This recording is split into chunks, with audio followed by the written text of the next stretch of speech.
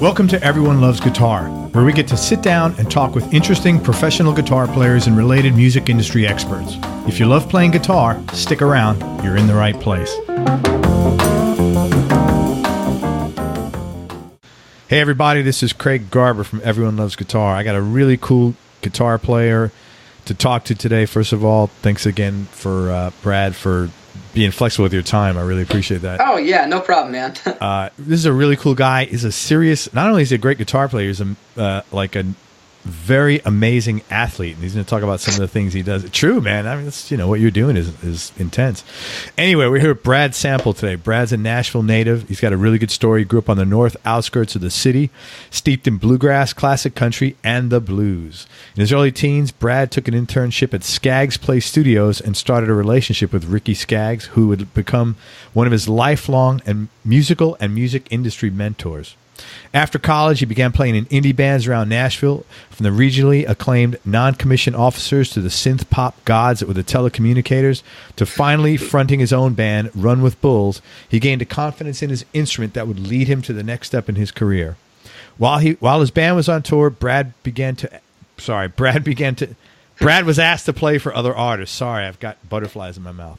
His first gigs were in the CCM world. That's contemporary Christian music. Kimber Rising, Kerry Roberts, and Ray Hughes, to name a few. I don't know if I was saying that for my benefit or the listeners. CCM is contemporary Christian music. No, man, it's good, dude. Because I was like, CCM, like, oh yeah, contemporary Christian music. I know what it is. I just had a brain fart. After a few years of living in that world, Brad began to stretch out into pop and country.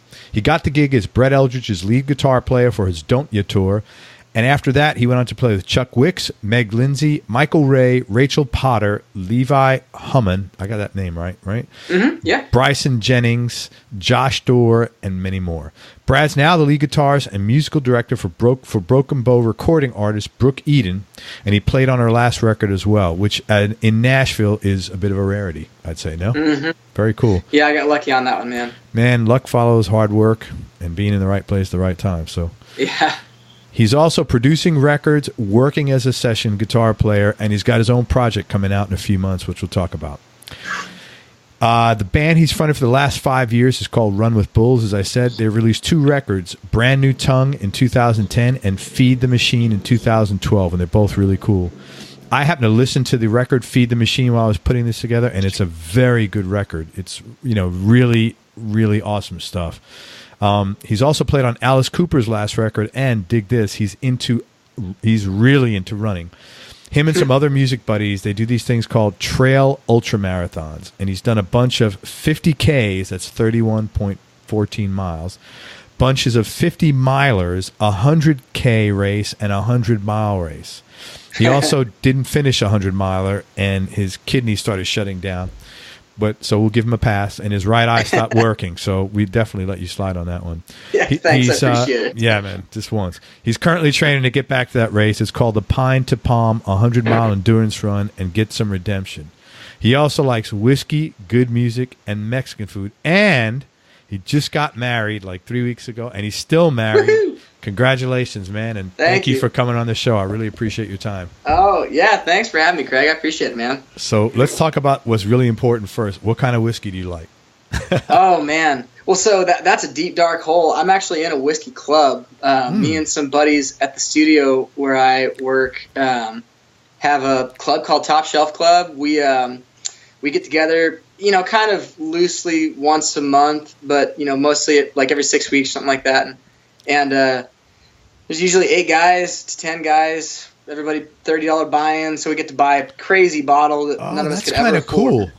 Yeah. That's really smart. And we all, it's great. And so then we all bring 2 songs to listen to each, and the rule is it can't be a song or record that you're working on. Sure, that makes sense. So we just bring, tunes that we're digging, and then drink great whiskey. So then we all Uber home afterwards. Man, that's a really cool thing to do. Maybe if you have that meeting when I'm in town, man, I'll freaking join that, man. Oh, dude, we'd love to have you. It'd be so fun. Yeah. So what kind of whiskey do you like, though? What are some brands that you've liked? Well, okay, so... Well, first of all, are you drinking whiskey as in from the UK over there, or whiskey as in American bourbon? So get this. We've been doing the club for going on 3 years now, and we still haven't made it through all the bourbons yet. You won't ever make it through there with the rate that they're growing. Yeah. Yeah. So right now in my whiskey cabinet, I have the Lefroy 10-year bottled and bond stuff. Yeah. It's real hot. I think it's like 100. Oh geez, what is it? It's 115 proof or something like that. So you like peaty whiskey then?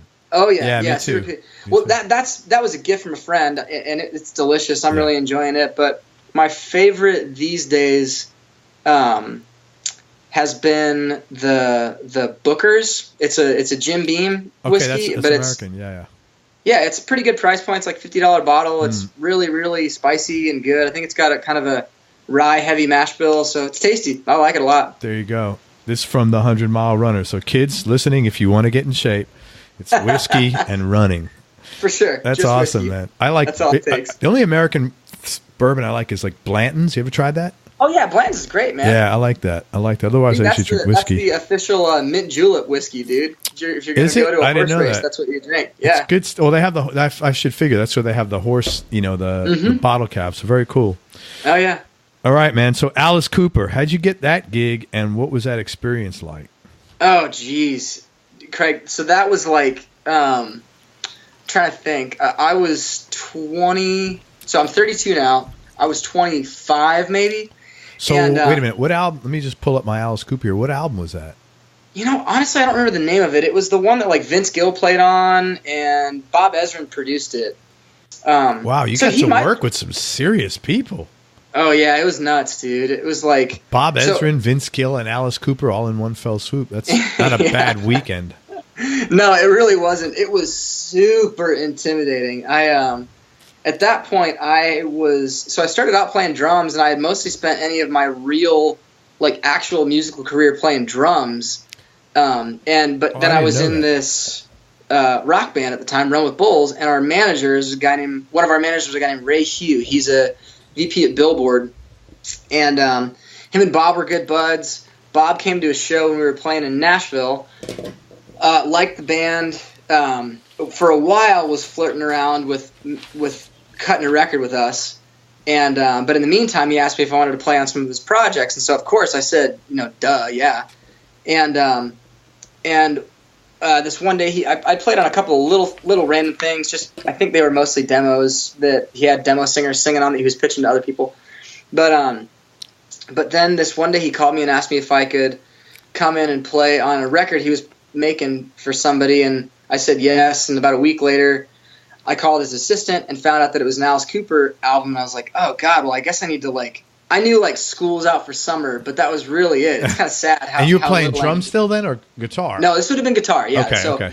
But I guess I said that to say most of my real studio experience was not on guitar. Oh, okay. Okay, I get it now. And, so how long have you been playing guitar at this point?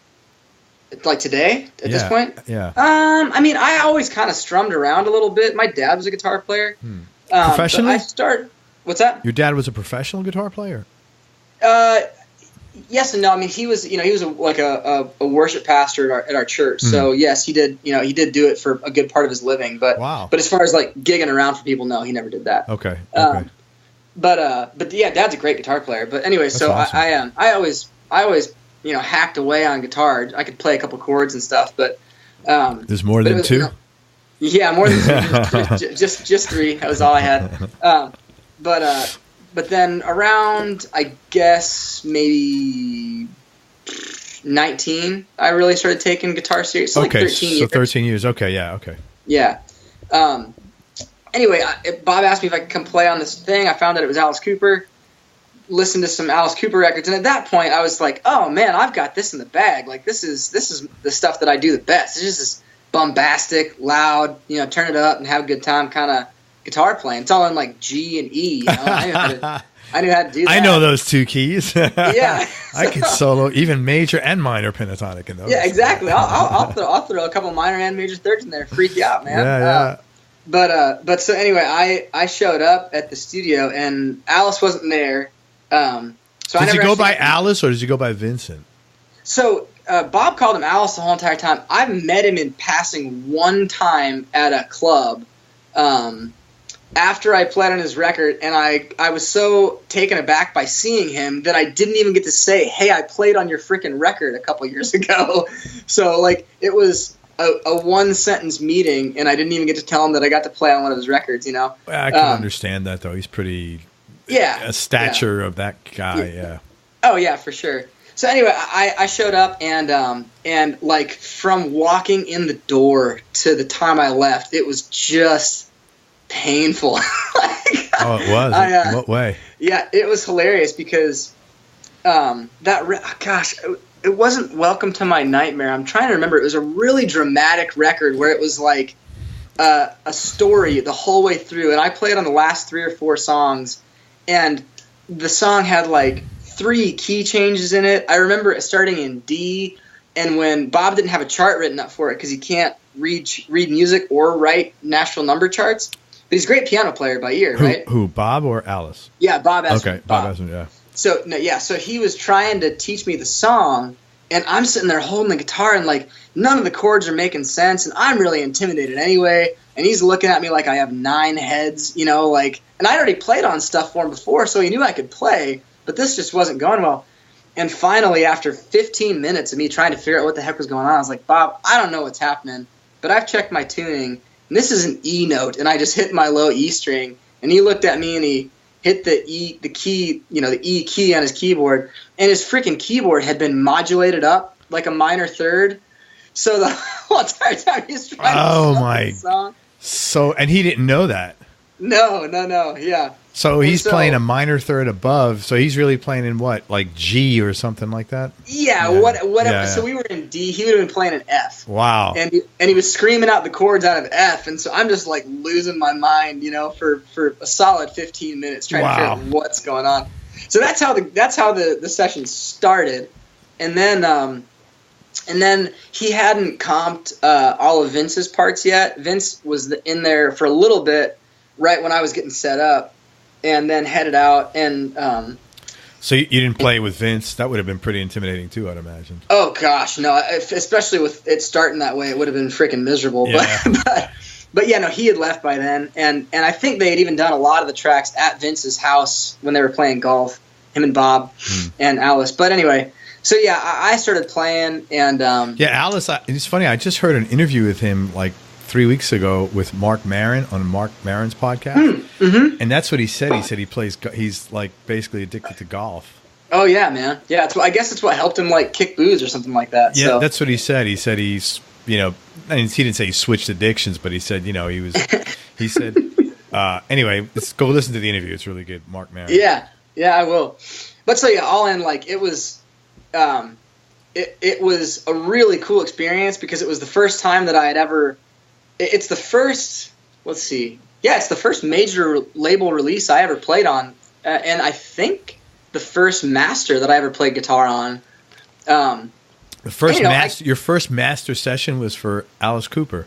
Yeah. That's really neat, man. That's really cool.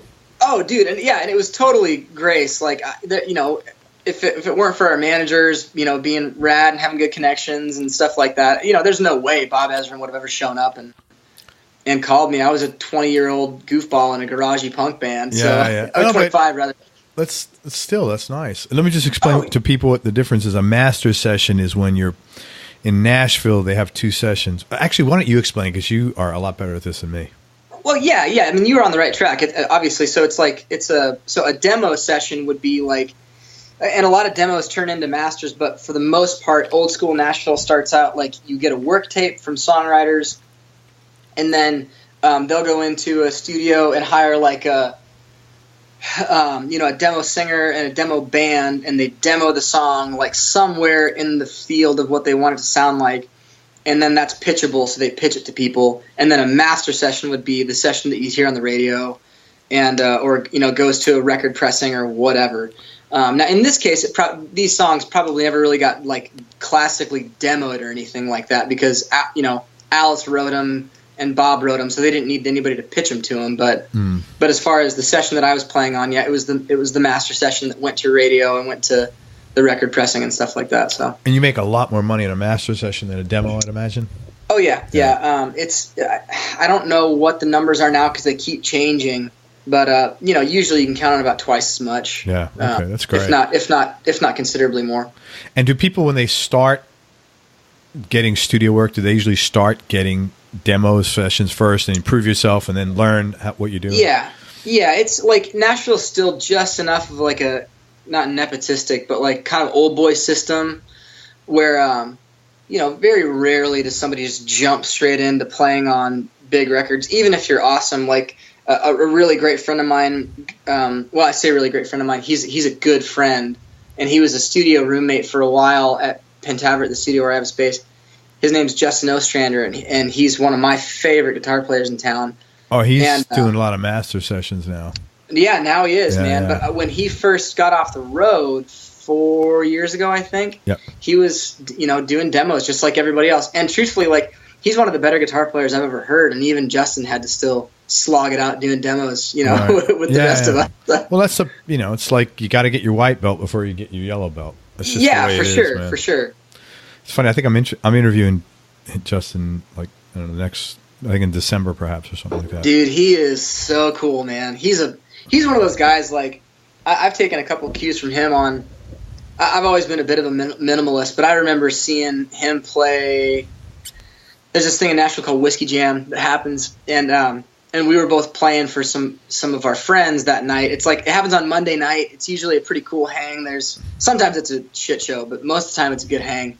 And like that night, my friend Rachel Potter, who's in Steel Union and was also like, a monster up on Broadway and all that kind of stuff in New York. I was playing for her, and then he was playing for the band that she's in, Steel Union, and he showed up with a Princeton and then a Winford Drive, which is this overdrive pedal, and I think that was it. So he just had like the reverb on the amp, the tremolo on the amp, and a drive pedal, and slayed it. It really? Was just like, some of the coolest playing I've ever heard in my life. And it was, literally he walked in with like a pedal in the back of the amp and an amp and a guitar on his back, and that was it. That's pretty cool. And yeah, so he's just one of those kind of guys. He's a great player. But yeah, I'm looking forward to talking with him. Yeah, he's busy. Yeah. I think he's really busy. He's got like 3 small kids, I think. Yeah, 3 boys, man. They're hilarious. They're all terrors. He used to live not far up the road from me. I would see him on the Greenway all the time. He's moved a little bit north of town. They have a bigger yard now and all that kind of stuff. Those little hooligans he's got. But he's Justin's a cool guy, man. Really cool guy. Awesome, man. So demo and then a master session. Okay, so Alice Cooper was your first master session. That's awesome. Yeah. What did you get out of working? I won't say with Alice because you didn't really spend any time with him. But what did you get out of working with Bob Ezrin? Because he's oh geez. So just in case for people who aren't familiar with him, he's, for example, produced Pink Floyd The Wall. So he's been around a long time. Oh yeah, no, he's fortunately for me. I came to music in kind of a weird way, in that in Hendersonville where I grew up, which was like literally it's the next town up from Nashville. It's on a lake and a bunch of country stars live up there and stuff like that. I kind of grew up just around a bunch of those people. Like I said, Molly and Luke Skaggs, who are Ricky and Sharon Skaggs' kids, were some of my best friends in the world. And, we had like Bible studies up at their house where like Marty Stewart and Connie Smith, his wife, would show up. And that's where I met Vince the first. So I had met all these people when I was like 13 years old, Interesting. Okay. Just because of the social circles you happen to hang around in. Yeah. And like I said, my mom and dad were worship pastors at these big churches. So all those cats went to these churches, so they knew my mom and dad, and so like blind starstruckedness or intimidation wasn't ever really a thing. Like I've been starstruck for sure a couple of times. Sure. But I didn't. I guess I was just too dumb to really know that I should be that way. No, you shouldn't. Actually, I don't think people want to deal with that. Actually. Yeah, and that's probably true. Yeah. I don't think I don't think. Because you know what? You learn, at least for me, I've learned everybody, no matter what level of pecking order. Because I learned this in business because I met sort of business celebrities at various times, and everybody's got the same bullshit. No one's kids listen to them the way they want them to, No matter how much money you have, you always got to work hard to get more. Oh, for sure. Everybody's to-do list is too big. Everybody's worried about putting on weight and staying in shape and keeping their health. Right. So it's really, I mean, for the most part, we're all like not tremendously different. And most of just my experience, the people that have had to work really hard to become successful are awesome. The only time I have seen people that are kind of assholes is occasionally someone just fell into something or were given something. And I think when you haven't had to have skin in the game, it's a little different. Maybe you feel like an entitlement, but yeah, for sure. I don't think I've ever met someone who's really successful that's less than like a really cool person. Yeah, so, totally. I would agree with that. Well, yeah, you were around all these guys, and you saw that as a kid growing up. Yeah. Yeah. So when I went into that, when I met Bob and when I was working with him, and it's funny, I actually sent Bob an email a couple months ago, just saying hi again and checking in. The guy, his old engineer, is a guy we all call him Corky. His name's Justin Cortelyou. He's a great engineer. He's been doing all kinds of cool stuff lately, and he mixed a track that I played on. Well, actually, I guess I did a little bit of production work on it as well, and then my friend Bobby, my studio roommate, did the rest of it and sent it off to Justin, and he mixed it into a killer job. But it reminded me about Bob, and I hadn't talked to him in years, so I just sent him an email to see if he was still alive and still out there. And that's a joke. Bob's still alive. Yeah. But anyway, but so I think the thing that the first thing that being with Bob ever taught me was like there is in some situations a dividing line between like the dude that has the vision and you the facilitator of that vision, because up until that point, everything that I had ever done was always pretty instinctual to me. Like playing drums came pretty easy. And so when I played on records as a drummer, there were definitely specific requests sometimes and stuff like that. But for the most part, it was, there are only so many ways you can hit a snare drum and make it sound good or bad, right? Obviously, I'm simplifying that. Yeah, I think you are, but I understand what you're saying. But I think you're simplifying it a bit. I mean, and so anyway, and then kind of the same with guitar. Like my only experience had been in indie bands or then in my own band when I was the boss, and so I could, even if I was messing something up, I could still spin it to make it like it was intentional or whatever. Sure. But then when I came in to play on anything for Bob, it was Bob's way, and it was always for good reason. And at that point, I didn't really have enough of a vision of forest for trees to a lot of time even understand what he was asking me to do, And so he would ask me to do. I remember one of the first things he asked me to do were these like really annoying swelly. At that point, I didn't have a volume pedal, right? So he wanted me to do these swelly things, and I had to do them with my volume out on my guitar. It was really hard to get it. Yeah, that is hard. The way that he wanted it to be, like he wanted this really even swell, and at that point, I had a very primitive rig, and I had like two guitars, and they weren't particularly great guitars, and like I think I had a Boss blues driver and a DOD analog delay and like a reverb pedal or something like that. Just not much stuff. You don't need much stuff. No, you don't really. But the stuff that he was asking me to do, I would really struggle doing, and I would. And one time I kind of fought back on it, like, what are you asking me to do, man? This doesn't make any sense.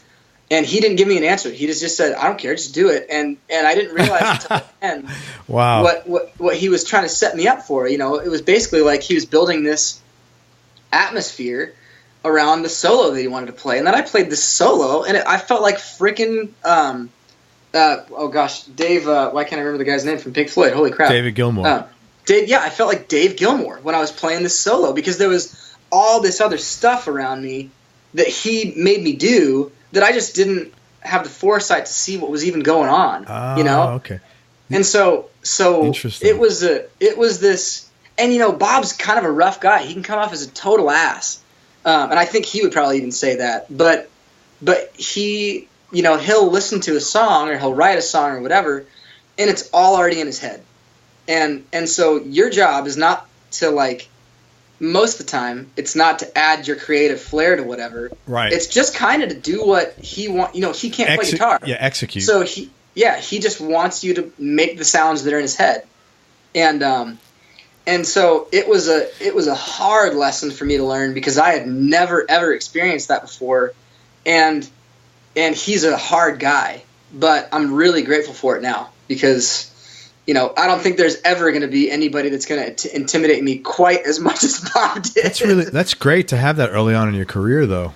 Oh yeah, for sure. And then I don't mean to paint him as just some big, huge Cruella de Vil kind of guy. Like when we weren't making music and just hanging out, he was super nice. But when it was time to when the button went red, it was time to pro up and make it happen.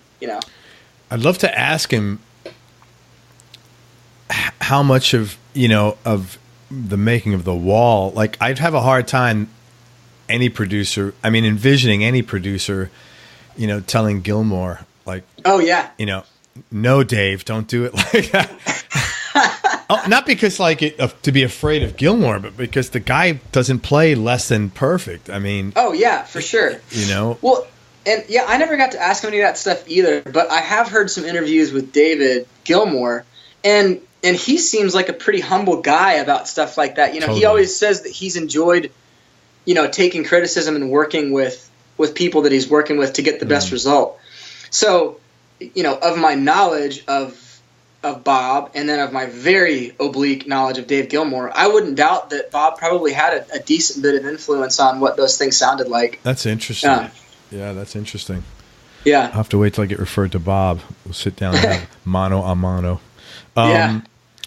What are you working on now that you're excited about? I know you get talk about your own project and whatever you want. Yeah. So we're coming up on November now, and as far as like Nashville goes, most people really start slowing down. So my main gig these days has been my friend Brooke Eden. She's great singer, cool artist on Broken Bow in Nashville. So I've been her band leader for about a year and a half now, and been playing for about 2 years.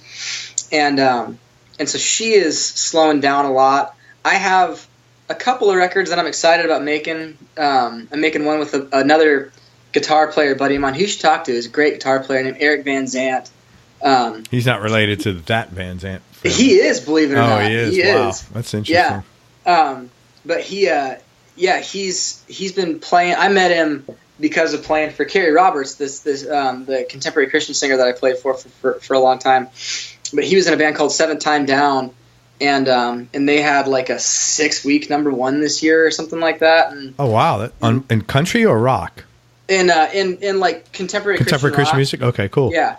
So yeah, they were killing it this last year, and they've got a little bit of time, like much deserved time off coming up, and he wants to make he's a great guitar player. So we're making him kind of a guitar centric record that he has kind of always wanted to make, but in that pop world just kind of couldn't quite do the things they wanted to do. So we're doing that. I'm really pumped about that. Are you producing that, or what are you doing with that? You're producing it. That's awesome. Yeah, man. I'm producing that. I'm actually playing drums on that one too, which is always fun. Dude, that is so cool. Yeah. So most of the records that I produce, I play drums on, and then I'll play a little bit of guitar, But is that because you're producing stuff for guitar guys, for the most part? No. So I did a record last year with my buddy Bobby Holland. We cut a couple of records, and one of the ones that comes to mind is, what was the name of the album when it was all said and done? I don't remember the actual name. A girl named Mindy McHugh cut it. She's a killer soul R&B singer. I think it was called "It All Shall Pass Away." But we wrote all the songs together, me and Mindy, and I played guitar on a lot of it. We hired a couple of other guitar players to play too. But just as far as like band leading and being available, it's easier for me to play drums and get my ideas across in a rhythm section than it is telling somebody in a rhythm section, how I would like something to go, you know? And I also enjoy it. Like I really enjoy playing drums. So you seem to know all these people. Did you just meet most of them growing up, or did you just met them just because you've been in the music business now for a while at this point? You know, I met a lot. So I grew up in Hendersonville. You know, it's funny. There's a town literally just north of Asheville. Yeah, called Hendersonville. Yeah, it's like 20 minutes. It sounds like the same kind of thing. Oh, dude, so get this. Like, I've got a quick, funny story about Hendersonville. Yeah. One time, I was playing for a guy named Rhett Walker. Rhett Walker band. They're killer, man. Rhett's a good friend and a great, great artist. But I was subbing for his guitar player, Joe Kane, also a great guitar player. And his bus call was at the Hendersonville Kroger grocery store parking lot. In North Carolina? No, in outside of Nashville, right? Okay, right. Yeah, and I thought we were going to Asheville. So, you know, bus calls are usually at midnight. I get on the bus. We hang out for a little bit. I go to sleep. And I wake up and you know, to get a run in, the first thing I usually do is check out. When I wake up, I check out the weather, right? Yeah. And where I am. And, you know, your little weather app on your phone says the town you're in. Mm-hmm. And I wake up and I look at my weather app and it says Hendersonville. And I was like, did the bus break down? Like, have we just been sitting here all night long? And it took me, I walked outside and it took me 15 minutes to figure out where we freaking were. Because, finally, I admitted defeat and got on my Google Maps app and, like, you know, your little blue dot shows up. Yeah. And you're like, oh, I'm not in Nashville. I'm in Asheville. Yeah. So that's pretty funny. That town, Hendersonville, it's like stepping back in time there, man. It's really like... Oh, yeah. Total trip. Quaint. It's like from the 50s, that whole town. I really enjoyed that. It was very relaxing there. Yeah. Only place I've ever been, you walk across the street, and I probably shouldn't have been doing this, but I grew up in New York City, so you walk across the street. Cars stopped for you and let you cross. Oh, yeah, man. Is that like just a Hendersonville thing, or is that like small town South everywhere? Man, you know, I don't know, dude. I think it's a lot of small town South everywhere. You know, the truth is, the South is really friendly, man. Totally. People are great. You know, it's I love it down here. My whole family is from the Northwest, you know, but me and my sisters all were raised up here. My mom and dad moved here a long time ago. And so, you know, like it's just really cool getting to grow up here. Oh, but back to your question about people. So in Hendersonville, it was like, you know, it's a lake town and it's a suburb of Nashville, and it's where all these country stars lived. And like, I remember Kyle Lenning, who's a big, huge producer. He ran Asylum Records for forever, and he's produced everything from George Strait to Emmylou Harris to all kinds of cool stuff. Faith Hill, neat guy too. He lived in Hendersonville, and his boys lived in Hendersonville. And then, and so they were good friends of mine, Eric and Jason, and growing up. And then Dave Rowe, who was Johnny Cash's longtime bass player, his son Jerry was in Hendersonville. They grew up in Hendersonville, so and Jerry now plays on tons of records as a drummer and a great player. He's also in a cool punk band with his wife called the Friendship Commanders. And like Dave Hungate, who was a founding member of Toto, and then like Nashville bass icon. Yeah, his boys grew up. I grew up with them, Matt and Noah. And Matt was the front man in the Telecommunicators, that synth pop band that I was in for forever. Oh, so you just literally grew up with a lot of these people. Yeah. Oh, yeah. Like someone like Brooke Eden. Like you just seem like you've known her forever when you said the way you said her name. Like you said, oh, my good friend Brooke Eden. Yeah. So I met Brooke when my buddy Ryan Trusso, who's now David Nail's guitar player, he was playing for Brooke years ago, and he needed to sub the gig out and asked me if I could step in for him on that gig. I was playing for Michael Ray at the time. Mm-hmm. And so I jumped on board and subbed the gig out, really enjoyed it, subbed it a couple more times, and then Ryan went back to playing for David Nail, and Brooke offered me the gig if I wanted it, so I moved from Michael to Brooke. Okay. Yeah. Was that tough to do? Yeah, Michael's a good friend. He's a good guy, really good guy, but it was mostly he had an MD, a band leader, that was pretty solidified and really cool. And that was kind of, the next step for me as far as like the next job that I wanted to have was being an MD. And the opportunity just wasn't there with Michael. And Brooke offered it. Yeah, and Brooke offered it. So at the time, it was a little bit of like a jump back in the profile of the artist that I was playing for, because she hadn't had a single out yet. But it was a much better job for me. Yeah, I get you.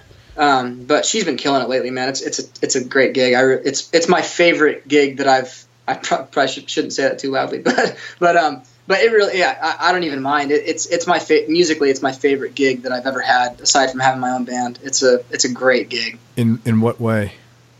Man, so we don't play with tracks. Like a lot, and I don't even necessarily fault anybody for doing it. Like nowadays, it's so stock standard. When we first started out, we had a full-blown tracks rig. Like there was bass, drums, and guitar up on stage, but you were hearing keyboards and synth pads and piano and fiddle and doubled guitars and a chorus of vocals and all this kind of stuff. And we started kind of paring that back. Brooke started wanting to do more and more hype stuff, like in the middle of songs with the crowd. And so, with the rig that we had at the time, it was a little bit more difficult to do that and still stay in sync with the tracks. And then we started, like, she just kind of wanted to start, like, off the cuff calling covers out. And, you can't really have a catalog of 9,000 covers tracked and be able to get to them in any sort of quick or concise way.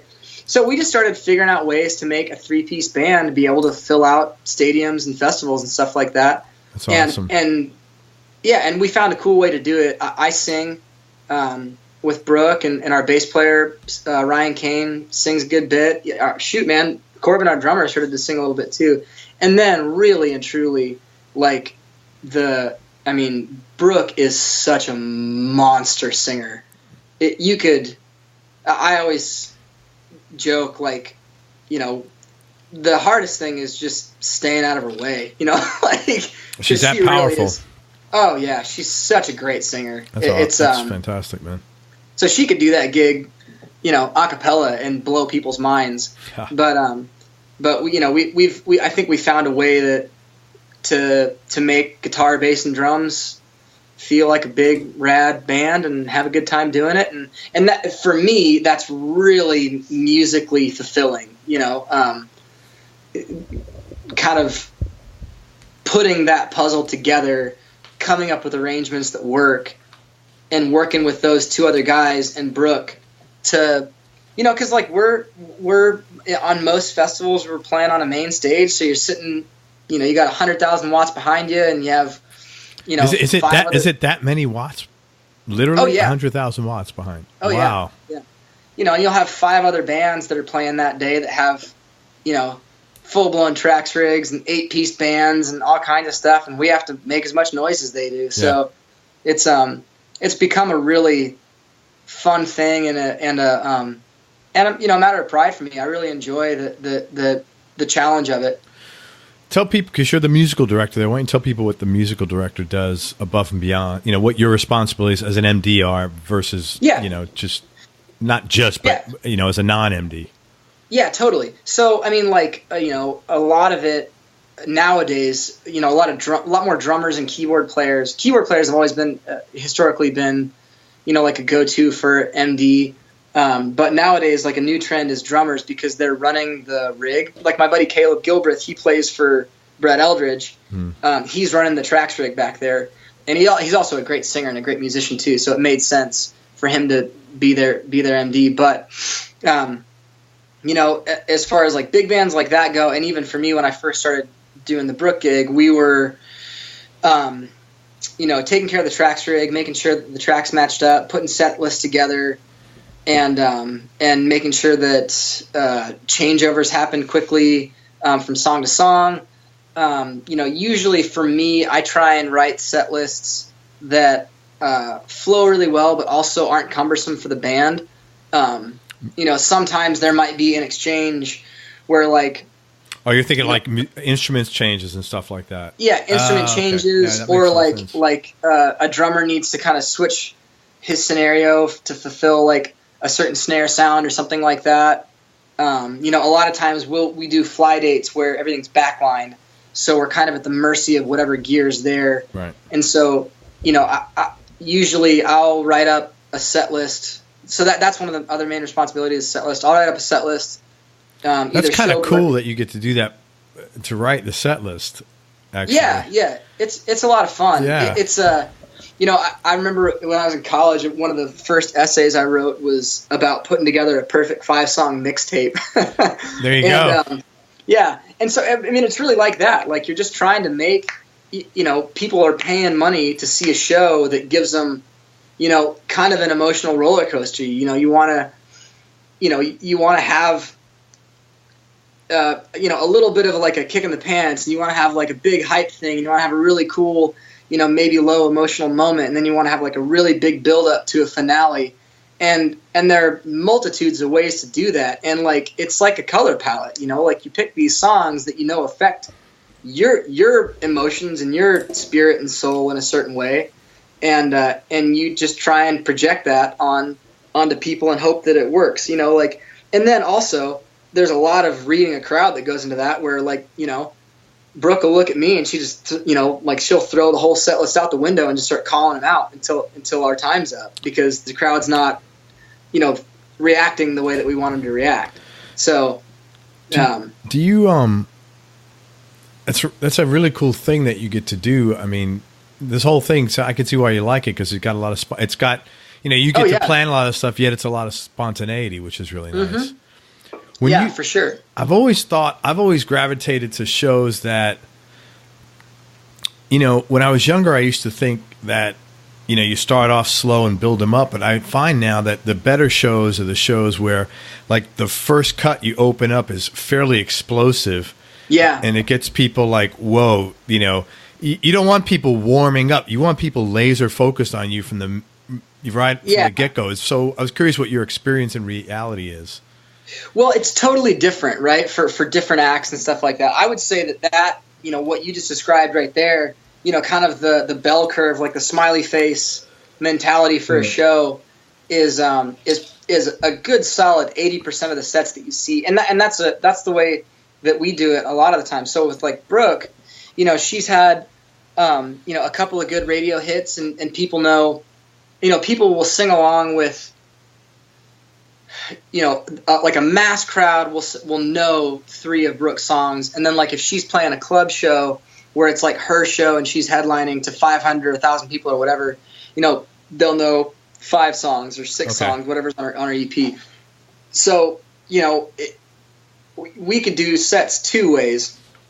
Most of the time we do them, like you said, like we come out with kind of this rocker, you know, really get people into it, and we keep it up there for a couple of songs, 2 or 3 songs, and then bring it down a little bit. And she has this really great piano ballad that's beautiful, where just me and her, like the guys take a duck off and you know, duck off to side stage, and then pretty much right out of that piano ballad we have this like kind of funky, badass guitar riffy tune that starts down and then builds right back up into this crazy kind of explosive thing, and then we usually ride that train out to the end.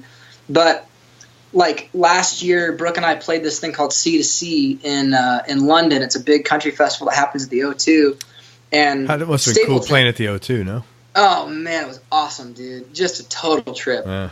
But Stapleton played, and he did something that I've seen people do a couple of times, but he did it better than anybody that I've ever seen do it. You know, like, and it takes a captive audience. You know, like you have to have people that are really into it do this. But he came out and he played a song called "Daddy Doesn't Pray Anymore." I think it's off that first record that he made, Traveler.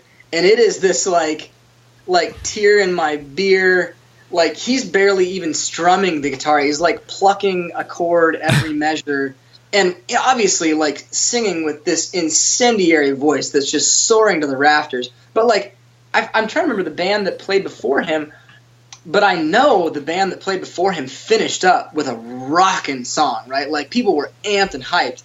And then 15, 20-minute set change goes over, and Stapleton walks out on stage, just him and an acoustic guitar, and you could have heard a pin drop in that place, wow. right? I mean, just like blowing people's minds with this, basically a cappella tune.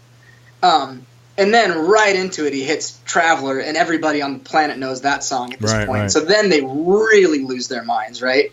And then he kind of followed a classical form of building a set list. But to me, when I'm writing a set list, you think about two things. You think about your audience and how much time you have to fulfill this set, right? Because the worst thing you could ever do to somebody is, for lack of a better term, is like blue ball them at the end of a show, right? Like, you don't want to get cut off before you before you climax. Hit. Yeah, before you get to your climax song. Yeah. So you have to make sure you have enough time. No, this is the first time blue ball and country music have been used in the same sentence. So you heard, we're just setting all kinds of records here on this show. Hey man, knocking down fences, That's dude. it, That's man. what we do here. That's it. But yeah, so like if you don't have enough, if you write we do a lot of 30-minute sets because Brooke gets put in the middle of these festivals a lot. That's got to be a tough thing to. Oh yeah, for sure. It's a gamble, like. So basically, we have one wave to ride in a 30-minute set. You come out hitting them hard. You try and keep it up there for a little bit. And then you only have one time to dip down. You really don't have anything else. And you make those other like vacuum moments with little moments inside of other songs, right? So like a down chorus in a song, or like an extra breakdown in a song, or something like that. But as far as like a tempo lag and like a soft moment. Yeah, you don't have the time to do that. Yeah. Right, yeah. So we really only have one shot at making that happen and then building it back up to the end. And it's happened to us a couple of times where I wasn't watching the clock. Well, I say a couple of times. Once comes to mind where I wasn't watching the clock very well, and we had to end it before our last big ringer, and it really sucks. Yeah. It sucks for the band. You can tell it sucks for the people that are watching the show. So you want to make sure you have enough time to like finish your whole entire story, right? Your whole thought. And then second, you have to consider your audience. Like, for us, like I said, Brooks had a decent bit of radio success, but not every crowd we're going to go to is going to know, 10 of her originals in a row. Sure. So, you don't want to bore people to tears with a bunch of mid-tempo originals that they don't know. Yeah, so of course. You throw good covers in there. You throw cool arrangements of songs that, they're going to sing along with or whatever. What's a cover that you guys will typically play? So we do X's and O's, the El King song. Brooks slays that. We do a really cool version of Hold Back the River, James Bay. Okay. We always have some old country tunes in our back pocket. So she does... what's it called? Oh dang it! It's a Hank Williams Jr. tune. I can't believe I'm forgetting the name of this. Hold on, let me grab my chart. It's right here. Lovesick Blues. So Okay. we'll do like Lovesick Blues. We'll do Cowboy Sweetheart. Shoot, man, we've even done Blue. That Joni Mitchell. Leon Rimes tune. Okay. So that would be more the country driving stuff that she does. But then she's hollered out, Rolling in the Deep, Adele, a couple of Adele tunes and stuff like that. It's just basically anything to kind of like get people back into being into the show. Yeah, that's got to be a tough thing if you're.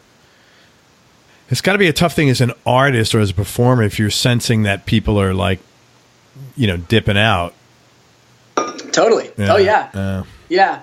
And I think for I'm putting words in your mouth, and I hope I'm not wrong. I don't think I am. We've talked enough about this where I don't feel uncomfortable with this stuff. But I think she's in a place where she's enjoying kind of the fruits of some of her labor right now and seeing cool things happen. But she knows she still has a lot of legwork to do. And frankly, she's killing it, man. I'm super proud of her. It's been some of the music that she's making right now, I think, is great. I can't wait to hear some of the cooler new stuff that she's coming up with, and it's a lot of fun. But yeah, set lists with people that don't know original songs, you just got to give them a break. It's not their freaking fault that they don't know a bunch of songs that you have that they never have heard. It's just the way that it is. Yeah. I mean, it takes years for that. The Foo Fighters are in a situation where you could, but it's not. Yeah. You're not going to have that as a rookie, or not a rookie, but as an early stage artist. Yeah, in any genre. Mm-hmm. Let's talk gear a little bit, Brad. Yeah. What's your go-to guitar right now? And let's say what other 2 guitars of yours would round out your top 3? Yeah, man, I have a Tele that I love. It's a honestly, I don't know. The body is an old body. I think it's like a 60s or 70s, but like a late 60s or 70s body. That's a Fender? Yeah. And the neck, I don't know how old it is either. It's a maple neck, but I bought it from a guy named Von Scow. I have one of his amps, and it's a killer amp. It's a little like tweed deluxe kind of thing. Just 112 20 water combo, and it's a monster little combo. And you know what? Like those amps are like I have a really nice amp. It's a Maz Senior Dr. Z 38 watts. Oh yeah, but like I don't need that here in my bedroom, in my office rather. It's just like I kind of wish I'm looking to get like a 15 to 20 watt combo with a 1x12. It's just yeah, man. That's perfect. Yeah, they're great. I'm going out with William Michael Morgan this next weekend, and I'm taking my my Princeton, 110 and 12 watts, I think it is, something like that. And it's not like he's a quiet act; he's a loud act, but it fits that gig. It's got all the power that I need for it, and they're on in-ears, so I don't need to be blaring my brains out. Sure, totally get it. But yeah, so guitar, I have that Tele. So Von Scow makes great amps, but he's really famous for his pickups. He makes probably the best pickups that I've ever played. What's his name? Von, V-O-N? It's like Stevie Von, V-A-U-G-H-A-N? Okay, what's his? Yeah, and then Scow is S-K-O-W. There you go. And he makes a set of Tele pickups. He's actually an old friend. I met him when I was in college. Yeah, I did. I met him. When I was in college. He taught part of the audio engineering class at the school where I went. That's cool. And where'd you go to school? Belmont? No. It's called Vol State. Okay. It's a state school right on close to Kentucky and Tennessee. But he recently found a lot of success and became really famous for making these pickups. I think Peter Frampton put a set of his PAFs in his Rode Les Pauls, and was it Paisley that ended up with one in one of his Teles, and then Brent, a bunch of Nashville guys put his stuff in their Teles. And so anyway, I have an old Squier Tele that was like the guitar that I kind of learned how to play electric guitar on, and it's still one of my favorite guitars. If it had a front pickup, I would use it all the time. But it just had a P90 in the bridge, and Vaughn had been trying to get me to let him make a pickup for it for forever. And finally, the pickup that was in it was this old Kent P90 from an old Les Paul Jr. Sounded really cool, but it went microphonic and it fed back all the time. So he made me a pickup, and I fell in love with it. And then I heard his Tele set, and I was like, and I had been looking for just a really good classic Tele thing because of all the country that I've been playing. And so I told him I really wanted one of his pickup sets in a guitar. And so he just threw this guitar together for me with stuff he had around the shop, I think. And I think originally it was just for me to play the guitar, or for me to hear the pickups, basically. Oh, he didn't expect you to be saying, "Hey, I love this guitar."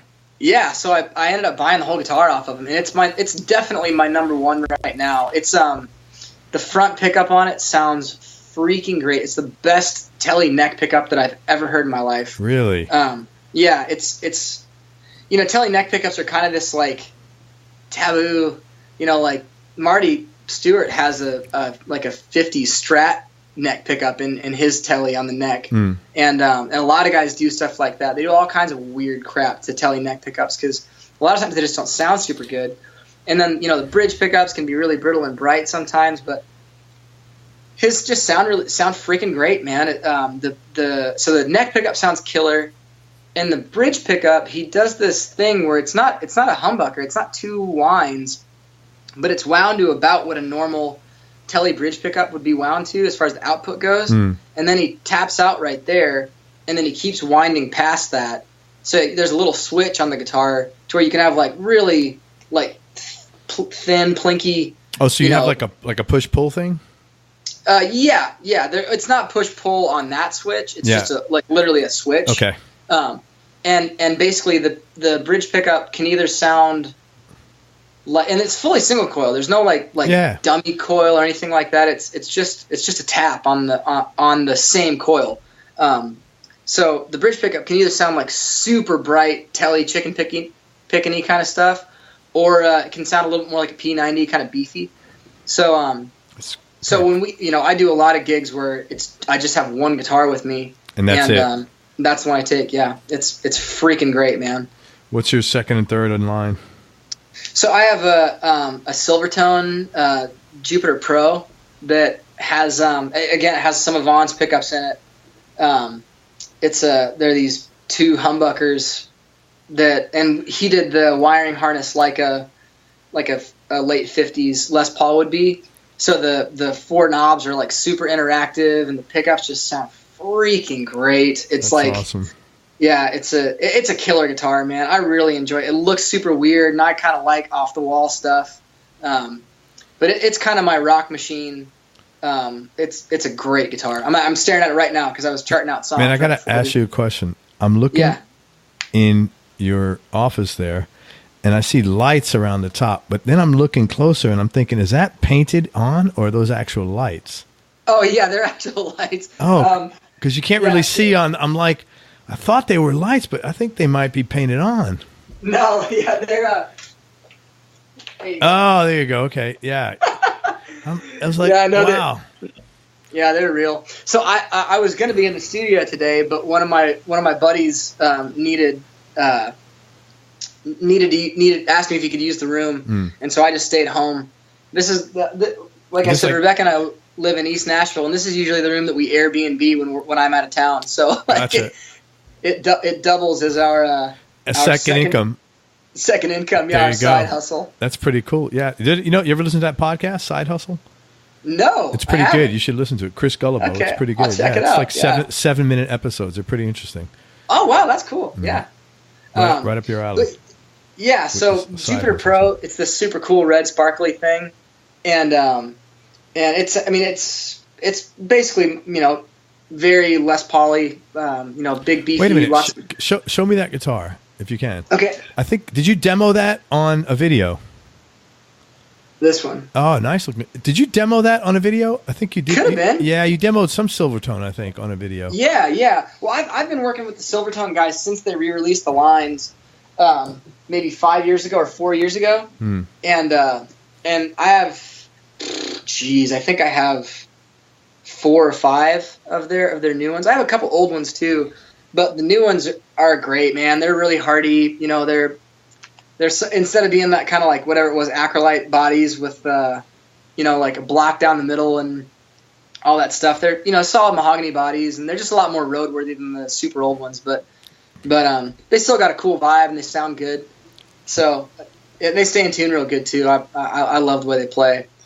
But so that one is 1 and 2 would be that Telly, and then and truthfully, as much as I love the Telly, I would probably take them out equally, the Telly to the Jupiter Pro, but the Telly has if I'm only taking one guitar out, the Telly has locking tuners. Oh my God, it's so much easier to change strings. Well, yeah, and so for me, like a couple of times I've been in a situation where, like I said, I have one guitar and we're standing on a stage at a festival in front of 10,000 or more people, and I break a string, and I have to basically change a string by myself before the first chorus of the next song. Yeah. And so. No, you don't want to do that. If you got locking tuners, it's so much easier.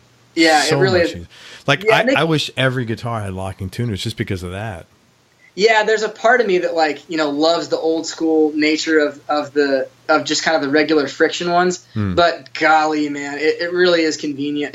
Totally. It's so much easier, man. Yeah. Makes your life a lot easier.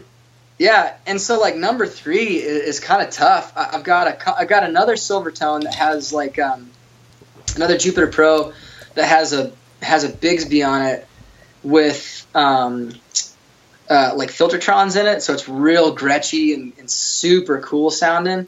But then I have that Squire Telly I was telling you about. I call it Twyla.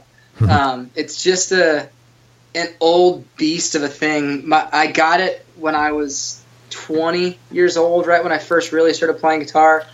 A friend of mine gave it to me. He was an old boss of mine. I was going on a vacation, and he said I was going to be bored out of my mind. So I found it. He told me to go into his office and grab it out of his closet, and it was literally screwed to the wall with a drywall screw. Oh my gosh! Like, straight through the neck joint. And and he had given it to his daughter years before to like paint pink or something like that. And so she had gone at it with a belt sander, and so it was just like eaten alive. And it went through maybe 5 or 6 incarnations as I owned it, but lastly, a great luthier and guitar everything in Nashville, a guy named Chris Roberts. He owns Roberts Custom Instruments. He'd been working on my stuff when I was in Run with Bulls, the rock band. Yep. And I had gotten to where I really liked this guitar, but it was impossible to play. It had terrible action, didn't stay in tune, yada, yada, yada. So I took it to him in a trash bag, and the neck was off of it and all this kind of stuff. And I was like, hey, man, can you make this work? And he, sighed at me, and he was like, well, I'll see what I can do. And he had it for a month.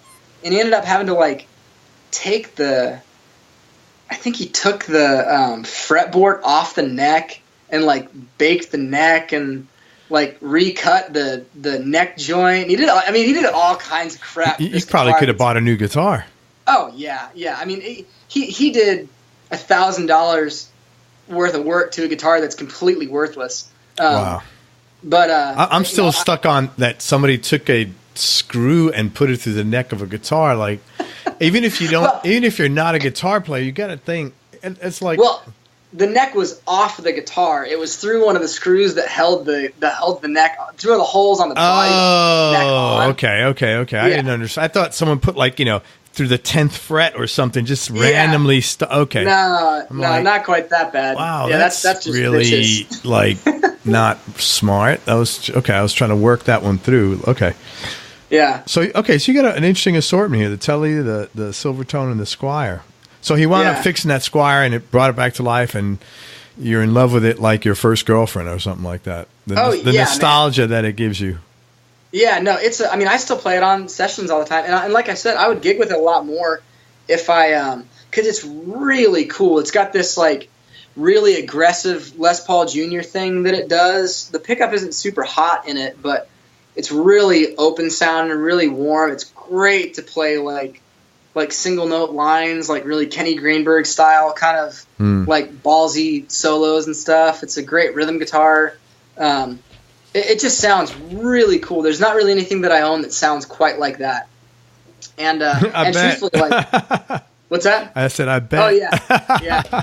And truthfully, when I play it, it just feels like home. Like it really is. It was my best friend for 10 years of really kind of hashing out the way that I played guitar, and so it's home base for me. That's awesome, man. That's cool. Yeah, you can get some emotional attachment to what you're doing, the tools you're using.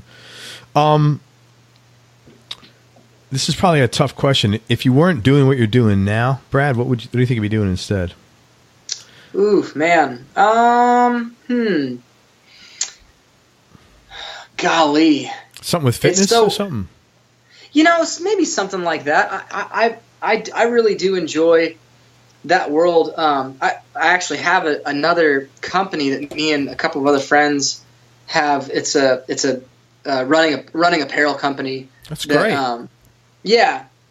So we're man. You want to give a shout out? Yeah. Well, so we're getting it off the ground. It's called Reason Running, and basically Shopify. What are you putting it on? It'll be on Amazon. Oh, okay. You're gonna go to Amazon. Yeah. We're doing Amazon stores and stuff like that. But yeah, basically just like running shorts are super dorky. We're trying to make some not so dorky looking running shorts. That's cool, man. That's cool. Yeah. I'm very familiar with Amazon. If you want to talk about that afterwards. Yeah, totally. Yeah. But so if golly, man, I truthfully, I'm really fascinated by education and like history and architecture and stuff like that. So like when Rebecca and I, my wife, we were on our honeymoon a couple weeks ago. We were in Ireland. One of the most, probably one of the more jaw-dropping experiences of my whole entire life was going to the Trinity College Old Library. You know, it's this like epically huge library that just is. It's crazy because the intentionality of the space was as breathtaking to me as how many books were in there. Yeah, you know, that now fit on this. Oh yeah, I know. Isn't that hilarious? You're gonna take all those books and put them on your iPhone.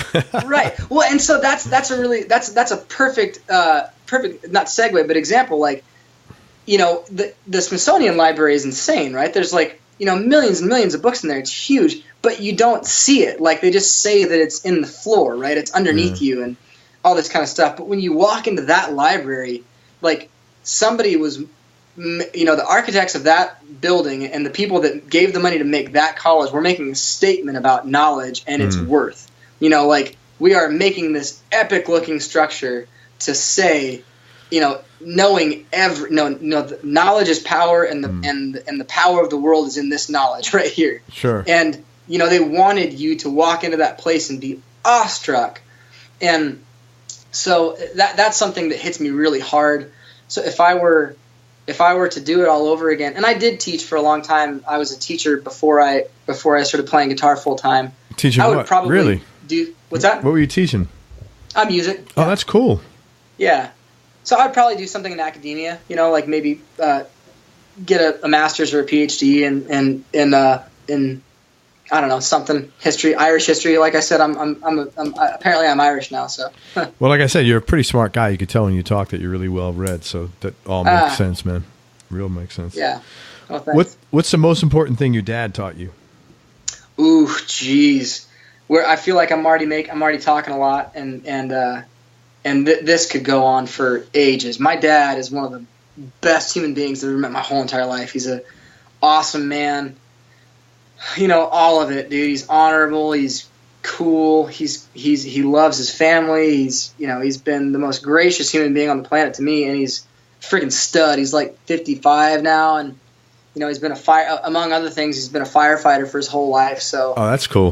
Very cool. Yeah. So he keeps it real, but I think probably it's kind of a twofold lesson, but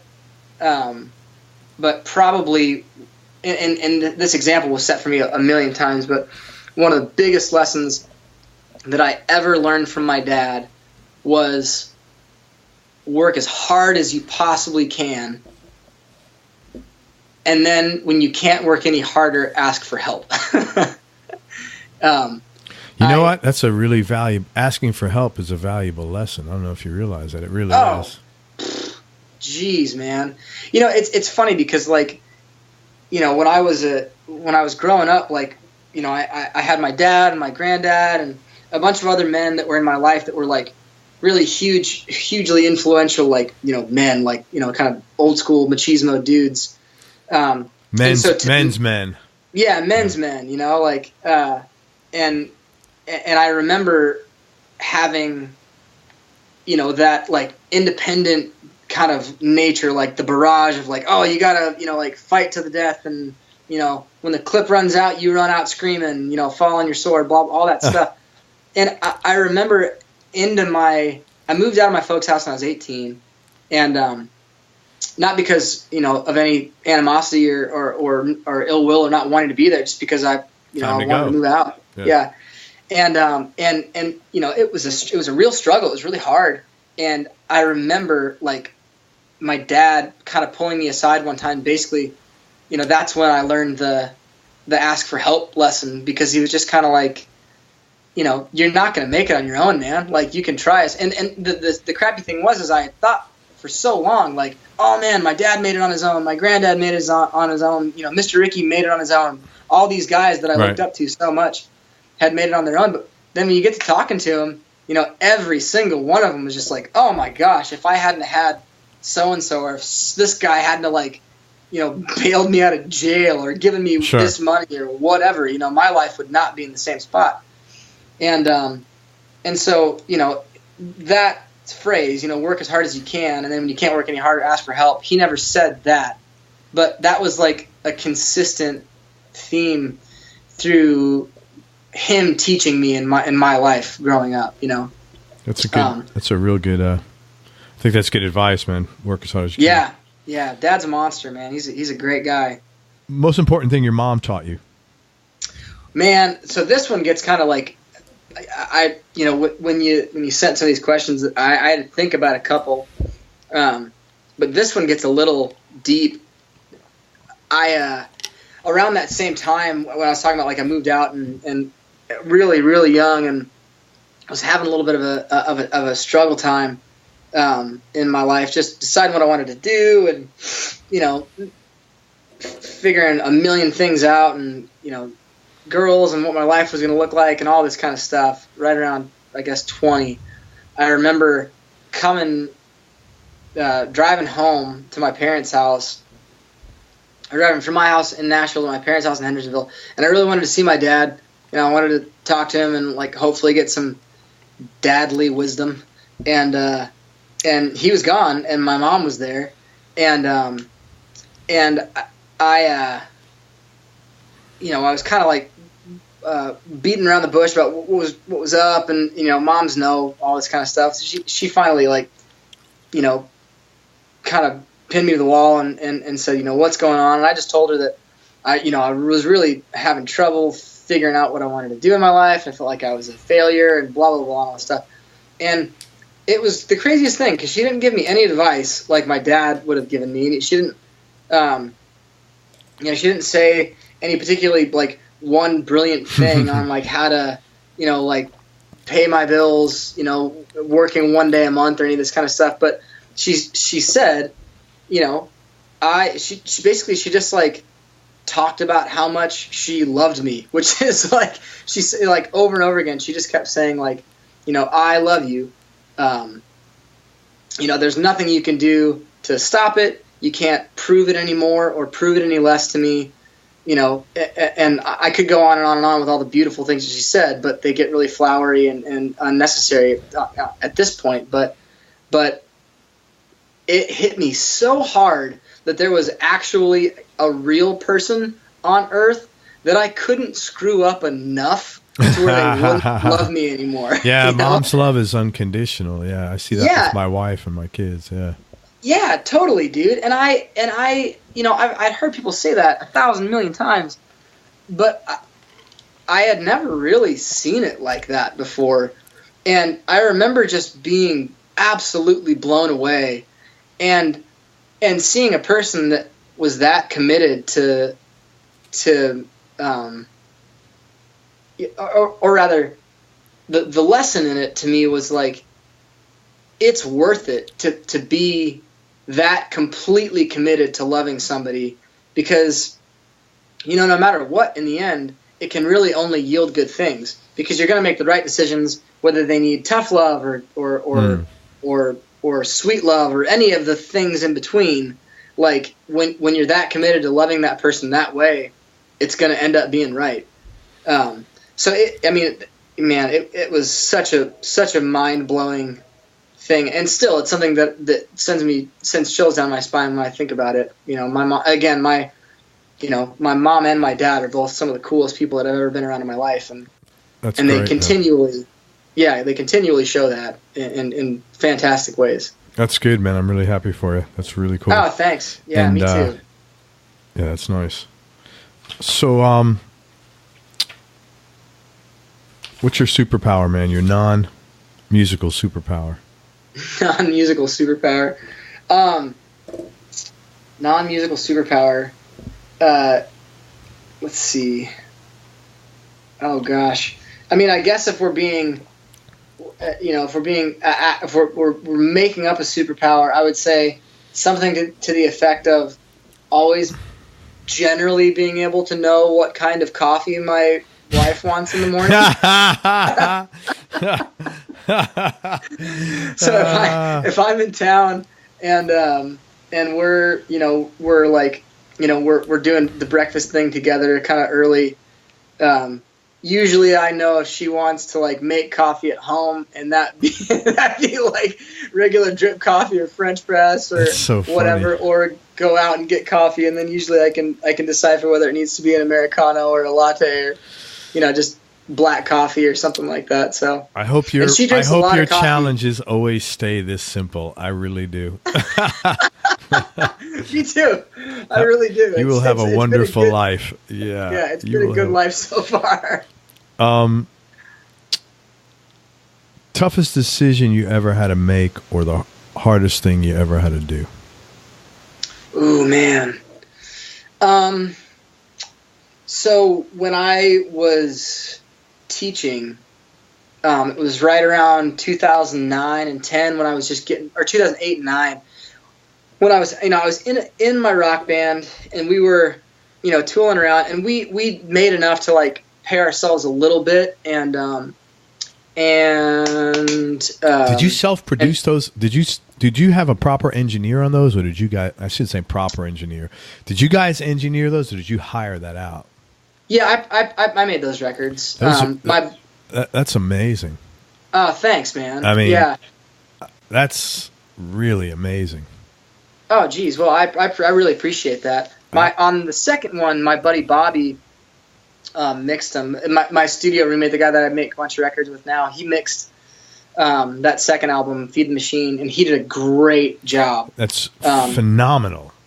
Oh, thank you. Yeah. Off the charts. I couldn't believe that you just said that. I thought you guys were like major label taking care of all that stuff. Oh, man. It's like, And, yeah, some of that is definitely, you can chalk that up to really good technology today, because a lot of people are doing that. But that's a pretty full, lush sounding record. Oh, thanks, man. Yeah, we had a lot of fun making that one. Like when we had the band going, our managers were really great to us. They were super cool, and they had a studio in the Smokies, which unfortunately is burned down. Last year it got burnt to the ground because the fires out there.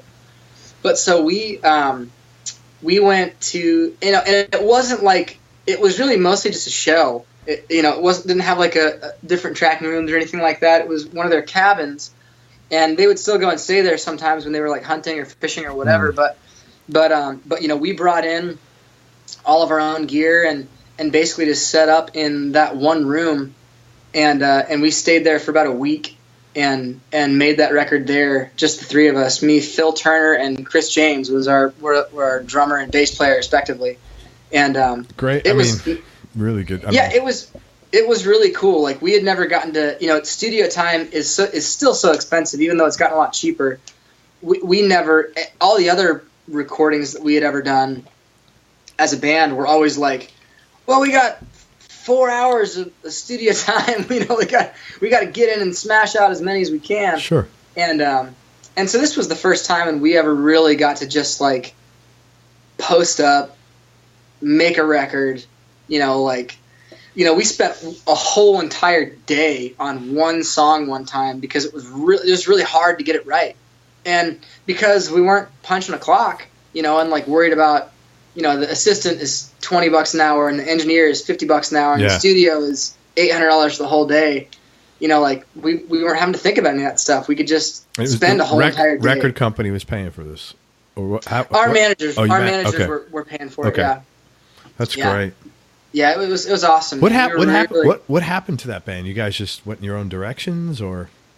Well, so we. And by the way, it's Bulls. I'm sorry. Run with Bulls. Yeah. Run with Bulls is the music I'm talking about. If you want to check it out, it's really good. Oh yeah, thanks, man. So we signed with R&D management, Ray Waddell and Doug Roundtree, around I think 2009, 8 maybe. And they were so cool, man. We had been a band for about a year before that, and during that time, like, Nashville was just barely becoming kind of a national rock and pop player. You know, it really wasn't. You know, if you were doing anything big other than like Kings of Leon, right? You know, you weren't doing it in Nashville. It was weird because at that time, rock related. You mean? What's that? Anything rock related? Yeah. Sorry. And you guys were a full on rock band. There was no. There wasn't a hint of. I mean, you're a rock band. Yeah, it was like, you know, shirt off, fuzz face on 10. Yep. You know, lighting stuff on fire, rock band. It was. I mean, it was a lot of fun. It was a big, loud rock band, and it was weird because at that time, like the Black Keys guys were moving to town. Jack White had already been in Nashville for a while. There were all of these rock and pop dudes coming to Nashville. Just the industry hadn't really kept up or caught up with them yet, you know. And so we, you know, to tell you the truth, I don't really know why it never totally caught on for us. We couldn't quite get enough traction to make it. We were paying our bills, but that was about it. You know? So it was it was wrong place at the wrong time, basically. Yeah. Both. It was a double whammy. It's like there was. But timing is important. I mean, sorry, I didn't mean to cut you off. Go ahead. No, yeah, and that's all that I was reiterating. It was basically just like it was a really cool band. It was really fun stuff, and to this day, you know, like we still get inquiries to play shows here and there. We've played a couple for fun over the last few years together, just because we like doing it. Great, but stuff, man. Yeah, but our but in the end, what it finally came down to was our drummer Phil Turner. He's a fantastic percussionist. He had to move back to Louisville, take care of some family stuff, and so it was just a 3-piece, and each member was such a powerhouse in personality and musical scope that it just didn't make sense to try and replace him. And we were already kind of waffling a little bit at that point. He's not related to Fred Turner, that guy, is he? Nope, I don't think so. From Bachman Turner Overdrive. No, I don't think so. You could ask him; he might be. I think you would have known. It's pretty. It's a pretty famous thing. But that happens to even like I was talking to. Do you know a guy in town? He's a guy my age named Mike Brignadello. He's a bass player. Mike Brignadello. I don't think I do. He's. I mean, man, I read his. He's a great guy, and we had spoken extensively before the call just to talk, but we had a lot in common actually, so we got to talk a lot of times. But I'm reading his like bio, and I'm like, I finished it, and I just said, Mike, are you sure you're on the right show? It was like you know, you should be on like national television. But he's done a lot. He's a tremendous bass player. But he played with Dan Huff. Do you know who Dan Huff is? Oh yeah, I know who Dan Huff is. So he played with Dan in a band called Giant. And so I do know who that guy is. Right. Yeah, I love Giant. Man. Right. But he was saying basically they ran out of steam for the same reason. It was like that kind of music, which is really pretty much late 80s. I hate to say metal because Dan is like so much more of a, it's not late 80s, you know, guys playing rock with, you know, floral or really strong guitar riffs. He said, man, we came in the 90s. We were just, you know, we're just a little too late, you know? Oh, yeah. And so that happens. Timing is just, and you couldn't find four finer musicians to put together. Oh, yeah. They played those great. Records are crazy. Yeah. The music is fantastic. You know, Dan's just like a monster on guitar. And, you know, so that happens sometimes to loads of people. You know? Yeah, and you know, honestly, like it took a minute. I'm cool with it now. It was really hard when it happened. Like, of course, everything's hard when it first happens. Oh yeah. It was such a bummer when we finally kind of had to play our last show in town. It was super sad because, you know, like we had, you know, bet the farm. It was like rock star or bust. That was those were the two options. And but you know, like you know, now I'm so glad for, you know, the brotherhood that I experienced with those two guys. You know, we traveled all over this freaking country and played every dive bar and every, you know, cool festival you could possibly imagine, and lived, you know, 3 lifetimes in 4 years of being in a band. That's great. Yeah, it was a really, really good time, and I wouldn't change a thing, man. I had a client many years ago, and he told me something, and it really helped me out when I was going through, whenever I go through anything like anything that brings you down. He said, one time, he said, Craig, there's a dirty 4-letter word that fixes all your problems. And I said, what's that? And he goes, it's time. Time. And it's true, man, because a while ago, I don't know, a few years back, I was going through a funk with some stuff that was going on, and I was like, man, I just wish I could hop in a time machine a year, because I know any of this pain and anguish I'm going through now is going to be non-existent. Yeah. So if you keep that in mind, sometimes that's sort of like, okay, I just got to grind through it because I know it's going to be fine. Because rarely do things happen where it's life or death. I mean, unless it's a medical situation. There's really you get through everything. That's just life. So. Yeah, totally. 2 more questions for you, Brad, and I'm going to let you go. First one is most embarrassing thing that's ever happened to you on stage or in the studio. Oh, golly. Well, a while ago, let's see, on stage. Yeah, that's probably pretty easy. This would have been last summer. We were on tour. So not this summer, but summer 2016.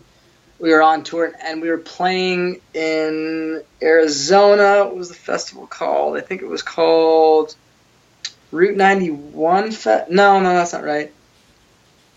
It's Country Thunder. It was Country Thunder in somewhere outside of Phoenix in Arizona. And was this with Brooke or someone else? Yeah, this was with Brooke. And we were playing right before the Brothers Osborne. And Brooke, she's a freaking, rock star diva. She always wears tassels and fringe and like sparkly things all over the place, and 59-inch heels and crazy spiked leather boots and giant sunglasses and our bass player Ryan, basically at any given moment the dude would fit right in typecast as like a pimp from the 70s. He's almost always wearing like some big hat with a feather outside of it, and he's the king of crushed velvet. He always has some crushed velvet jacket or boots. He just looks badass. You have to look for that. And you get it at secondhand stores. Oh yeah, totally. And then our drummer, Corbin Cagle, he's a gorilla. He's 6'4". He's jacked. He's huge. His upper body is massive, and he has a 9-inch mohawk. Like literally, I think the thing sits about 9 inches out of his head. Wow, what an eclectic crew! Oh yeah, dude. And then there's me, and I'm this t-shirt and jean guy. I'm almost You're always the runner. Wearing. Yeah. Just like a runner. Yeah, I'm almost always wearing a white V-neck t-shirt and blue jeans, and I could get thrown into a John Cougar Mellencamp cover band at any moment, and I would fit the part just fine. And so I walked out of the dressing room wearing I think I was mixing it up. I was wearing a black t-shirt this day. And I know. Got nutty. Yeah, getting dangerous. And there again, Slim had some big, huge red hat on and, looked crazy. And Corbin has his mohawk going on, all that stuff. And Brooke basically said, she said I couldn't wear that on stage or she was going to fire me. And it was, it was all in good fun. It was a joke. But I was like, well, I don't have anything else to wear. What do you want me to wear?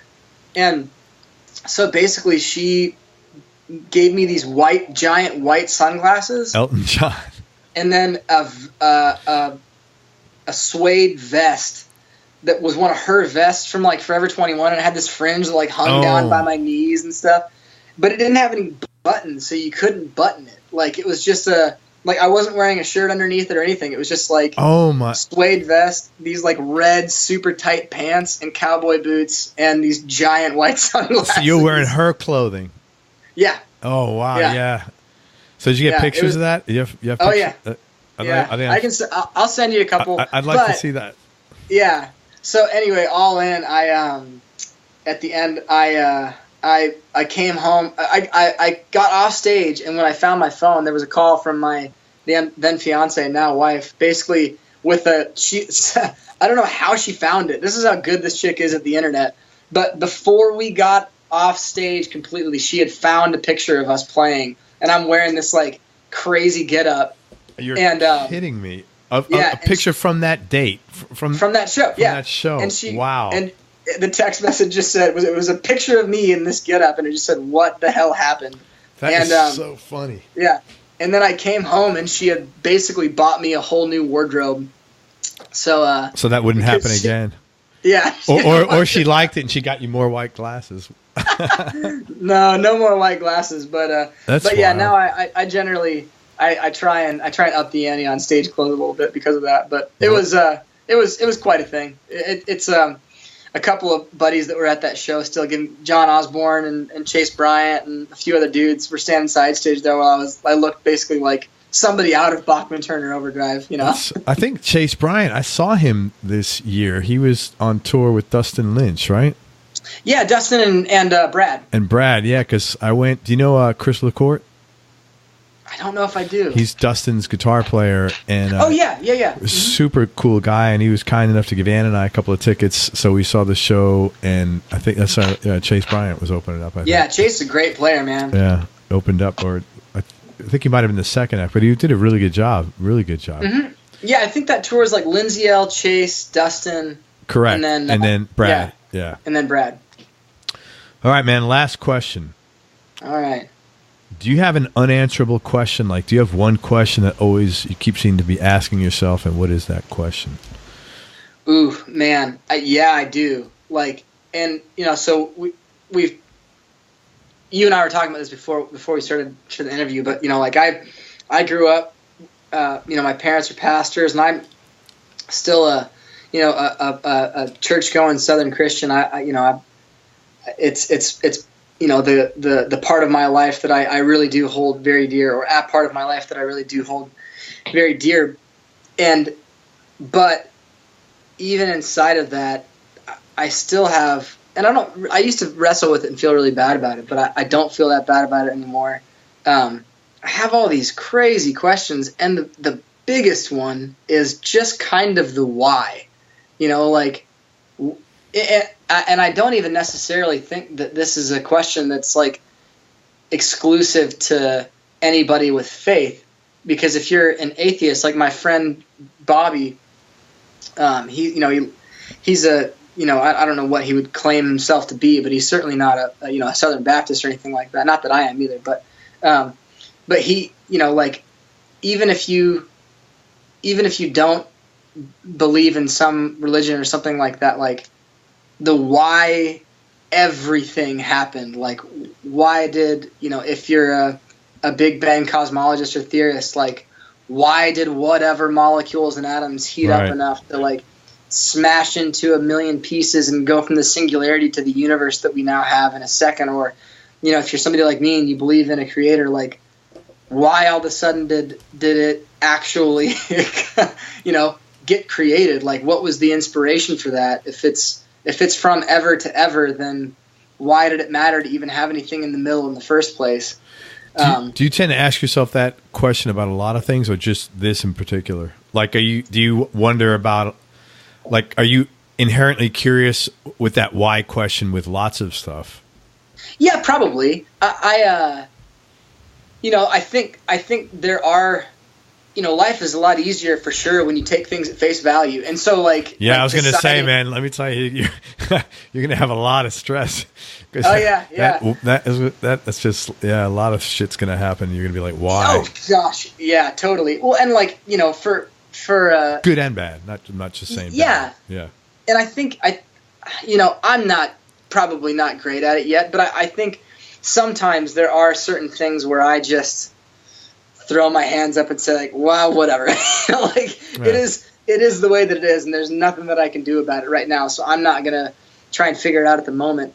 But, you know, like, for me, I have actually found a lot of peace and interest and intrigue and excitement in my life personally with those why questions, like the unanswerable questions, you know, and even when it's still not answered, I think kind of the journey of it is really pretty beautiful and pretty cool. You know, you can have just as many. I say just as many. You can be searching for whatever question you're trying to answer and never get there, but find 1,000 other answers on that journey, Yeah, totally. And I think I really appreciate that side of the questioning more than I dislike the uncertainty. The uncertainty and the discomfort of not knowing. Yeah, I think what'll happen is as you get older, you're at least this is what happened to me. Your mind gets filled up with so many other things that you have to handle, and you have less room.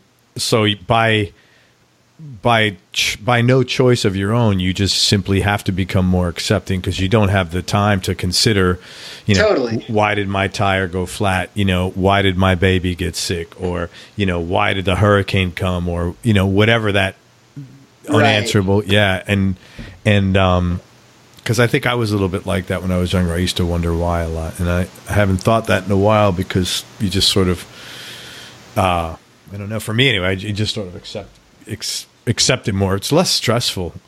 Yeah. A little bit. For me anyway, it was less stressful. Like it's too much heavy shit. I can't, I just want to make sure everybody, my wife and kids are healthy for the day and right. The bills are paid and everybody's healthy. That's, my priority. Yeah, totally, man. So anyway, man, I cannot thank you enough for your time. You're really awesome, very intelligent guy, and I'm looking forward to having you back on here, man. I want to see your project. Yeah, sure. People could find you online. Let me tell them where. You go to Instagram, Brad Sample, and it's a picture of Brad holding a guitar. Yep. He does tracks, and if anybody wants to see him playing, you can go to YouTube and just look for Brad Sample Guitars. Probably the best thing. Yeah, you could look up Brooke Eden or any of those artists that I've played for that are listed down there. I've played for bunches of them. So great. But yeah, if you type in Brad Sample Guitar or whatever, or Run with Bulls, even there's a bunch of videos of us doing stuff out there as well. Very cool. And Run with Bulls is a great band, so you can check that stuff out on Spotify, Apple, iTunes, CD Baby, and Crazy Eddie. You don't know who Crazy Eddie is. Forget it. It's a bad joke. It's an old it's a retail store in New York in the 70s. Anyway, right on. Okay. Yeah. Anyway, man, I can't thank you enough for your time. I really appreciate it. You're an awesome guy. And thanks for being my pleasure. Thank you so much for having me. And definitely looking forward to coming back on around the first of the year. I want to check out your new project. Yeah, man. I'm pumped about it. It'll be a blast. Hey, everybody, thank you so much for listening. I hope you enjoyed this interview as much as I did. Thanks again to Brad Sample for being so candid and sharing all his stories and opening up. We all appreciate it. And go to everyonelovesguitar.com. Sign up to get notified about future episodes. And be nice. Go play your guitar and have some fun. Till next time, I am out. Peace.